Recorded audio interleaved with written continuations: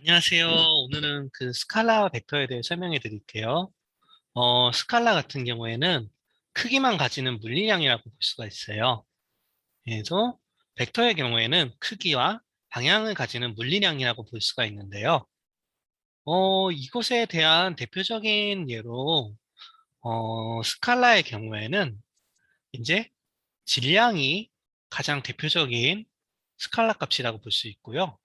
어, 벡터의 경우에는 이제 변이나 그 변이를 미분한 속도가 가장 대표적인 벡터 값이라고 볼 수가 있습니다.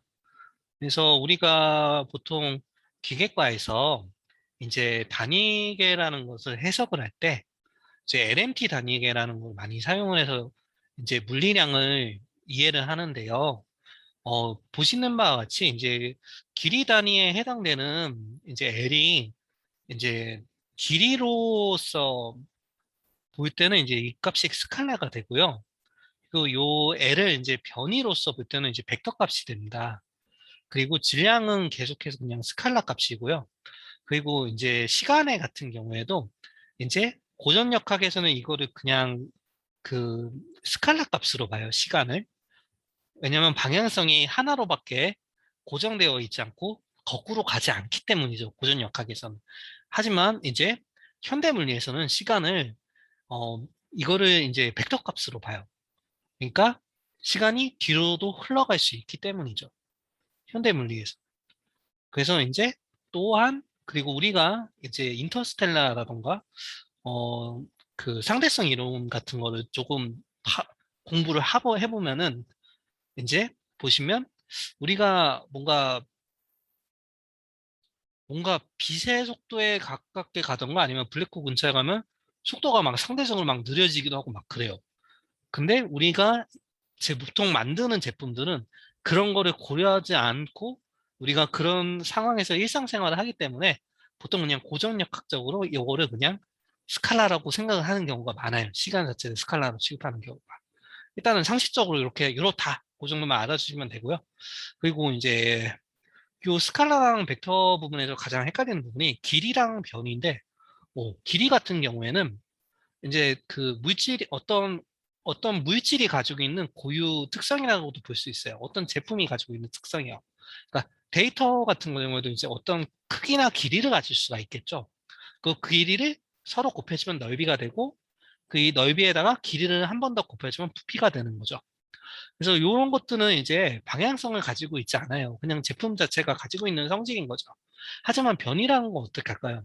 변이라는 건 어떤 기준점을 가지고선 기준점으로부터 뭐 X쪽으로 가던가 Y쪽으로 가던가 G쪽으로 가던가 어떤 방향성을 가져요. 좌표 계상에서. 그래서 이제 끝점과 시작점이 존재하는 것을 변이라고 하고요. 이러한 변이를 시간에 대해서 미분한 것이 속도. 이 속도를 한 번 더 미분한 것이 가속도. 그 이 가속도를 한 번 더 미분한 것이 보통 이제 제어에서 사용하는 가가속도, 저크라는 개념이에요. 그리고 각도 역시 마찬가지로 이제 스칼라 값을 가져요. 왜냐하면 오른쪽으로 회전할 수도 있고, 그러니까 오른쪽으로 회전할 수도 있고 왼쪽으로 회전할 수 있다고도 말할 수 있고 우리가 보통 이제 시계 같은 경우도 반시계 방향으로 회전할 수도 있고 시계 방향으로도 회전할 수 있잖아요. 그렇기 때문에 이거는 방향성을 가지고 있다고 우리가 판단을 하기 때문에 이제 각도나 각속도 역시 이제 벡터의 단위다라고 할 수 있고요. 힘의 같은 경우에 뭐죠? F는 ma죠. 그래서 이게 가속도가잖아요. 엑셀레이션 성분이. 그렇기 때문에 이게 힘이 되고, 압력이라는 거는 힘을 이제 그 넓이로 나눠준 건데, 애초에 힘 자체가 벡터이기 때문에, 넓이로 나눠줘도 이거는 벡터예요. 일단은 그렇다는 사실을 좀, 몸, 살짝 이제 상식적으로 이해를 해주시면 감사하겠고요.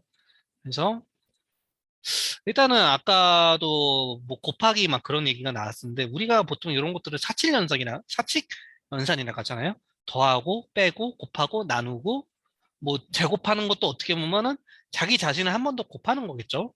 그렇게 볼 수가 있는데 보시면은 이제 벡터랑 벡터를 더할 수 있어요. 스칼라랑 스칼라 더할 수 있죠. 벡터에서 벡터를 뺄 수 있어요. 스칼라에서 스칼라를 뺄 수 있죠. 벡터에서 벡터를 곱할 수 있어요. 그리고 스칼라에서 스칼라를 뺄 수 있어요. 그리고 벡터에서 벡터로 나눠줄 수 있어요. 이렇게 역수를 취해서 나눠주면 되거든요. 그리고 스칼라에서 스칼라를 나눠줄 수 있어요. 당연히 나눠줄 수 있죠. 근데 스칼라에서 벡터를 더할 수 있을까요? 못 더해요. 스칼라 값에서 벡터를 빼줄 수 있을까요? 뺄 수 없어요. 그런데 스칼라랑 벡터는 곱해줄 수 있어요. 곱하면 뭐가 되냐? 그게 곱한 게 이제 결국엔 벡터가 돼요. 나누기도 마찬가지예요. 벡터를 스칼라로 나눠줄 수 있어요. 그렇게 되면 그 결과값은 이제 벡터 값이 돼요. 일단은 그런 것도 좀 수학적으로 상식으로 알아주시고요. 자, 근데 아까도 제가 말했잖아요. 곱하기 부분이 있었는데 아까 뭐라 그랬죠? 제가 스칼라랑 벡터를 곱하면 벡터가 된다 그랬죠? 네, 당연히 되겠죠. 그리고 아까 말하는 것처럼 스칼라 곱하기 스칼라는 이게 가능하고 이 결과값은 스칼라가 돼요. 근데 벡터 곱하기 벡터 같은 경우에는 스칼라가 되기도 하고 벡터도 되기도 해요. 그래서 이제 스칼라가 되는 벡터 곱하기를 내적이라고 하고, 그리고 벡터 곱하기 벡터에서 벡터가 나오는 걸 외적이라고 해요. 그래서 내적이랑 외적에 대해서 오늘 좀 설명을 드릴게요. 그래서 내적의 같은 경우에는 이제 우리가 보통 컴퓨터 그래픽에서 각도, 벡터 두 가의 벡터 사이의 각도를 구할 때 굉장히 자주 사용되는 방식이에요. 그래서 일단은 내적이라는 것 자체가 어, 정의가 이런데, 요 어쨌든 아까 말씀드렸듯이 벡터라는 거 이거는 지금 변이잖아요. 벡터라는 거는 어떻게 보면 기준점이 있고 끝점이 있어요. 그래서 끝점 마이너스 기준점을 한 좌표값으로 이렇게 가지거든요. 행렬값으로. 이거는 2차원 행렬이죠. 그리고 얘 A라는 벡터는 A의 크기, 이걸 놈이라고 하는데, 요 벡터를 이렇게 표시를 해주면 이거 놈이라고 해서 요 길이를 의미를 해요. 이 길이 자체를 의미하고, 이 A라는 벡터는 여기가 X, Y라는 좌표계라고 가정을 했을 때 놈 A 벡터 곱하기 코사인 세타 값을 가지고, Y 값은 A라는 벡터의 Y 값은 놈 A 곱하기 사인 세타의 값을 가져요. 그래서 이렇게 X랑 Y 값을 가지게 되는 거죠. 뭐 이게 허공에 막 여기가 원점이 아니어도 상관이 없어요. 왜냐하면 벡터라는 거는 끝점에서 시점을 빼주는 거거든요. 그렇기 때문에 이렇게 표현을 해줄 수가 있어요. 벡터 자체를. 그냥 끝점으로만. 그리고 이제 B라는 벡터가 있잖아요. 우리가 내적을 해야 되니까 A라는 벡터랑 B라는 벡터를 설명한 다음에 두 개를 내적을 해볼 거예요. 그래서 B 같은 경우에는 이제 이걸 Y 쪽으로만 뻗어 있는 벡터라고 가정을 한번 해볼게요. 그러면 B라는 놈 크기의 X 값을 가지겠죠. 그리고 Y 쪽으로는 얘가 가질 않았으니까 이게 0이 되겠죠. 좌표계가. 그리고 여기가 끝점이고 시점에서 되면 끝점에서 시점을 빼주니까 이런 식의 B라는 벡터를 가질 수가 있겠죠. 그래서 좌표계가 꼭 벡터 값이 돼요. 그러면 그거를 다시 정리를 해주면 A는 이제 A 코사인 세타, 그러니까 X 값에 A 놈, 벡터 A 놈 코사인 세타고, Y 값은 벡터 A를 놈한 것에 사인 세타 하잖아요.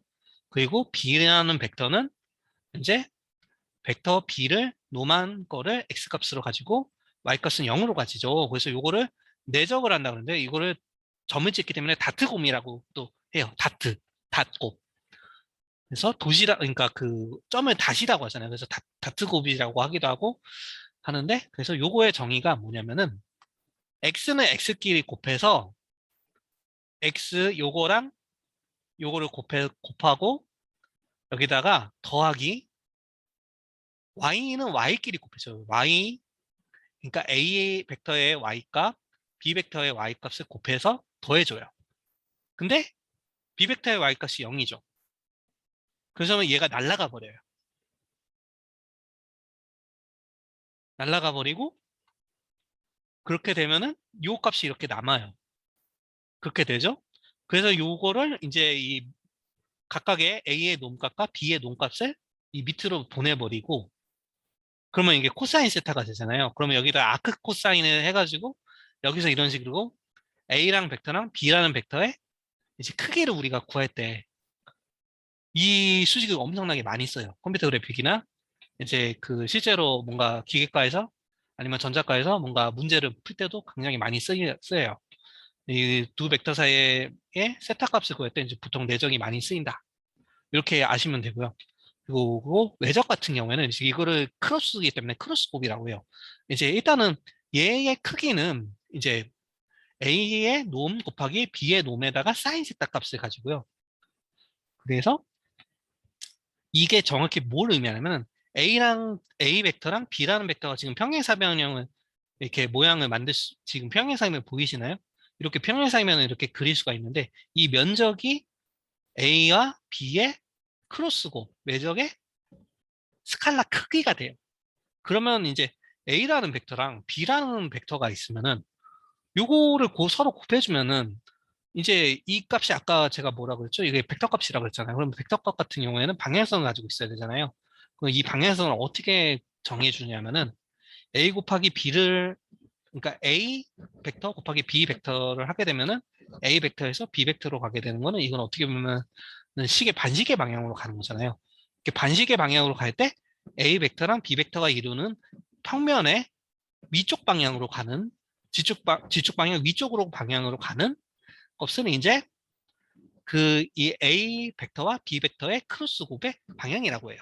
그럼 거꾸로 봐서 B 벡터랑 A 벡터가 있다고 했을 때 B 벡터랑 A 벡터의 크로스 곱은 이제 B 벡터와 A 벡터가 이루는 평면에 이 직교하는 방향으로 마이너스 방향으로 가는 것을 이제 그 이 B 벡터와 A 벡터의 크로스 곱의 방향이라고 해요. 보면은 얘 같은 경우는 B 벡터에서 A 벡터로 시계 방향으로 가잖아요.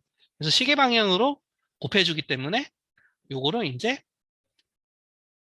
이 B 벡터에서 A 벡터로 가는 건 시계 방향으로 간다고 해가지고 그 이거는 지금 얘와 얘는 방향이 서로 반대인 벡터가 돼버려요.